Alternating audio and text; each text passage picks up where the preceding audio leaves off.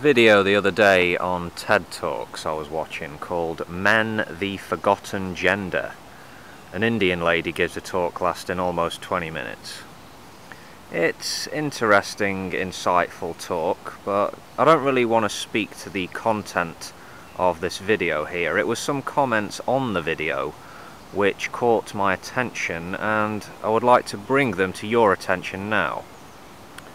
Okay, so user called Satyameva Jayeti, probably pronounced that incorrectly. Yeah, anyway, this user had this to say in response to another user. Quote, "There is an innate evil in weakness.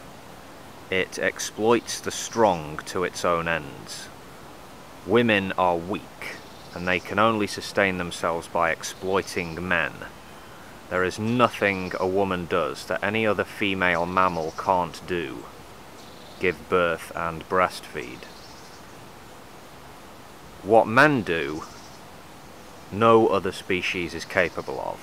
Men have brought women out of the fear of the elements, the harshness of the reality of this savage garden called Earth.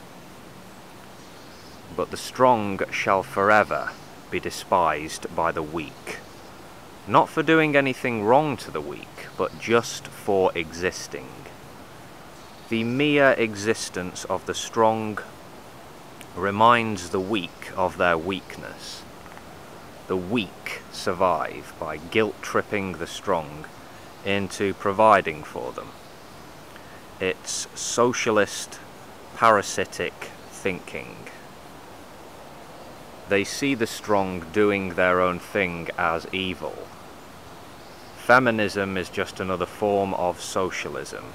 This sick world paints weakness as a virtue, where the strong serve the weak, and that should be the life's purpose of the strong.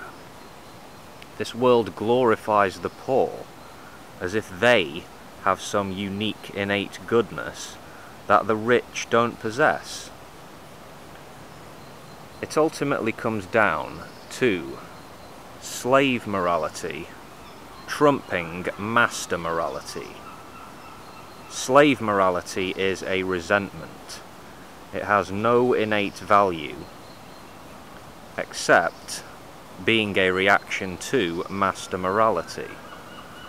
Feminism is just the reactionary female slave morality based in their own weakness, begrudging the men being born strong and wanting to guilt them into giving all they can to the poor little weak female slave." End quote. So, where to begin with this?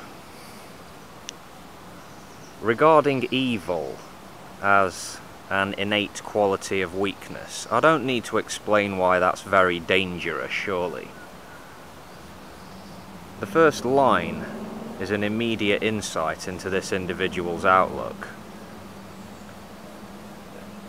This person, surely a he, man or boy, his opinion is contradicted by reality. Clearly there are strong women capable of sustaining themselves, women who are leaders in the community, young mothers working 2 or more jobs to support their kids.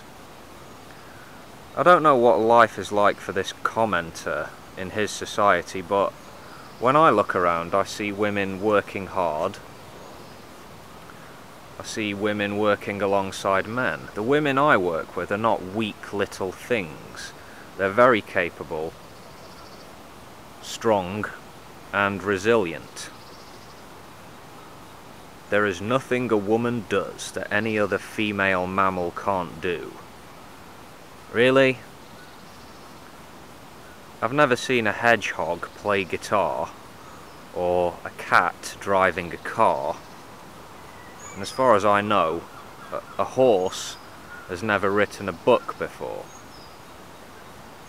Yeah, you gotta think before you say things. Clearly this person sees women as inferior. in his worldview, women hate men, and women hate themselves. Women are all about the exploitation and the guilt tripping. I think it's safe to say this commenter would be a staunch opponent of the welfare state. The world is a sick place where weakness and being poor are celebrated or glorified. Yeah. Well, for one, I'm not celebrating or glorifying poverty or hardship. And in my own travels, I've not come across glorification of being poor. But having said that, I can't speak to this person's experiences. What comes out in this person's words is not only an obvious contempt for women, that much is obvious, but also I think we have a dichotomy, master or slave, jointly exhaustive, mutually exclusive. The master is strong, the slave is weak, poor. Man strong, woman weak. Female slave morality begrudging the man being born strong. Right, a male isn't born a man. You become a man later. You know, from a biological perspective, it's become increasingly clear that males are the weaker sex, more fragile.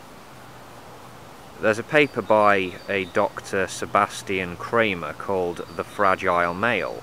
I made a video on this channel quite a while back going over some of the material in this paper. You can read the paper online anyway. It's there. And there's plenty of scientific evidence pointing to the advantages that females have. But having said that, we're all individuals, and looking at the world exclusively through the lens of gender or sex is going to give you a narrow view of things. This commenter goes on to say, I don't begrudge the British for enslaving us. They were stronger and better mentally prepared to enslave us. I hate our weakness for falling for it. Yeah, respect for the master, hatred for the slave.